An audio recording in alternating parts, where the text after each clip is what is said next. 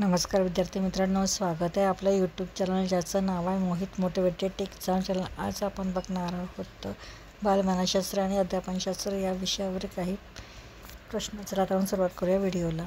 मानसिक संघर्षाच्या 3 प्रकारची मांडणी खालीलपैकी कोणती केलेली आहे? पर्याय वायगॉत्स्की, कर्ट लेविन, वॉटसन, टिचने। तर याचं अचूक उत्तर आहे पर्याय क्रमांक 2 कर्ट लेविन। त्यानंतर प्रश्न क्रमांक 2, प्रतिभाशाली बालकाच्या शिक्षणात खालीलपैकी कोणत्या बाबीचा समावेश नसावा? पर्याय आहे ग्रंथालयात स्वयं अध्ययनाची संदर्भ कक्षेत सुविधा उपलब्ध करून देणे, सामाजिक समस्या सोडविण्यासाठी पुढाकार घेण्यास प्रयत्न करणे, सर्वसामान्य विद्यार्थ्यांबरोबर ठराविक शिक्षणक्रम शिकविण्यासाठी सांगणे, प्रज्ञाबोध परीक्षांना बसण्याची सुविधा उपलब्ध करून देणे। तर याचं अचूक उत्तर आहे पर्याय क्रमांक 3 सर्वसामान्य विद्यार्थ्यांबरोबर ठराविक शिक्षणक्रम शिकविण्यास सांगणे। प्रश्न क्रमांक 3, खालीलपैकी चुकीचे विधान कोणते आहे? पर्याय आहे स्त्री व पुरुष दोघांकडे 23 गुणसूत्रे असतात, तर स्त्रीमधील X गुणसूत्र व पुरुषांमधील Y गुणसूत्र यांच्या संयोगातून होणारे अपत्य मुलगा असतो। गर्भधारणेच्या वेळी स्त्री व पुरुषातील अंडपेशी व रक्तपेशीचा संयोग होतो। गर्भधारणेपासून मूल जन्माला होईपर्यंतच्या काळाला सर्वोत्तम परिस्थिती म्हणतात। तर याचं अचूक उत्तर आहे पर्याय क्रमांक 4 गर्भधारणेपासून मूल जन्माला येईपर्यंतच्या काळाला जन्मोत्तर स्थिती म्हणतात। खालीलपैकी कोणते विधाने असत्य आहे? बालकाला सामाजिक अपेक्षेनुसार वागण्यास मदत करते। सामाजिकरण बालकांमध्ये आंधळेपणाची भावना विकसित करणे। बालकाची सामाजिकरण प्रक्रिया आजीवन चालू असते। बालकाची सामाजिकरणाची प्रथमच सुरुवात शाळेतच होते। तर याचं अचूक उत्तर आहे पर्याय क्रमांक 4 बालकाची सामाजिकरणाची प्रथमच सुरुवात शाळेतच होती। त्यानंतर जीन पियाजे या मानसशास्त्राच्या संदर्भात खालीलपैकी कोणते विधान असत्य आहे? पर्याय त्याला 20व्या शतकात सर्वश्रेष्ठ बालमानसशास्त्र म्हणून ओळखले जाते। पियाजेने बोधात्मक विकासाचा सिद्धांत मांडला। पियाजेने नैतिक विकासाच्या 3 अवस्थेची मांडणी केली। जीन पियाजेच्या संशोधनातून रचनावादी शिक्षणाला चालना मिळाली। तर याचं अचूक उत्तर आहे पर्याय क्रमांक 3 पियाजेने नैतिक विकासाच्या 3 अवस्थांची मांडणी केली।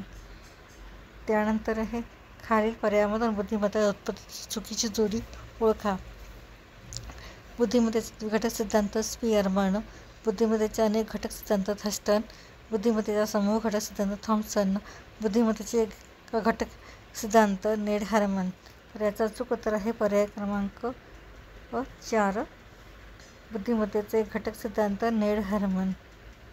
ही जोडी चुकीची आहे। त्यानंतर डिस्कॅल्क्युलिया ही अध्ययन अकार्यक्षमता खालीलपैकी कोणत्या दोषांशी संबंधित असते? पर्याय वाचन दोष, लेखन दोष, गणित दोष, भाषा दोष। तर याचं अचूक उत्तर आहे पर्याय क्रमांक 4 गणित दोष। प्रश्न त्यानंतरचा सर्वसमावेश शाळेच्या खालीलपैकी कोणती वैशिष्ट्ये नाही? पर्याय सर्वसामान्य बरोबर अपंग विशेषकर असणाऱ्यांना प्रवेश दिला जातो। शिक्षणाचा आकृतिबंध अधिक लवचिक असतो। गरजा निरूप वैयक्तिक अध्ययन असते। शिक्षण सामान्य मुलांना अनुसरून अध्यापन करतात। तर याचं अचूक उत्तर आहे पर्याय क्रमांक 4 शिक्षक सामान्य मुलांना अनुसरून अध्यापन करतात। त्यानंतर लेव वायगॉत्स्की या मानसशास्त्रीय संदर्भात असत्य विधान कोणते? पर्याय तो रशियन वैज्ञानिक मानसशास्त्रज्ञ होता। त्याने सामाजिक राष्ट्रवादीचा पुरस्कार केला। त्याने बालकाच्या व्यक्तिगत विकास अधिक महत्त्व दिले। तर याचं अचूक उत्तर आहे पर्याय क्रमांक 3 त्याने बालकाच्या व्यक्तिगत विकासाला अधिक महत्त्व दिले। त्यानंतर बघूया प्रश्न क्रमांक शेवटचा, अध्ययनातील अवधान प्रक्रियेची वैशिष्ट्ये खालीलपैकी कोणते नाही? पर्याय आहे अवधान ही निवडपूर्ण प्रक्रिया आहे। अवधानावर आंतरिक व बाह्य बाबींचा समन्वय परिणाम होतो। अवधान हा जागृत अवस्थेतील मनोव्यापार आहे। खूप दीर्घकाळापर्यंत एखाद्या बाबीवर अवधान टिकविता येते। तर याचं अचूक उत्तर आहे पर्याय क्रमांक 4 खूप दीर्घकाळापर्यंत एखाद्या बाबीवर अवधान टिकविता येते। तर हे झाले मानसशास्त्र आणि बालमानसशास्त्र या विषयावरील काही प्रश्न। असेच प्रश्न पडण्यासाठी व्हिडिओला लाईक करा, कमेंट्स करा, जास्तीत जास्त व्हिडिओ शेअर करा आणि चॅनलला सबस्क्राईब करायला विसरू नका।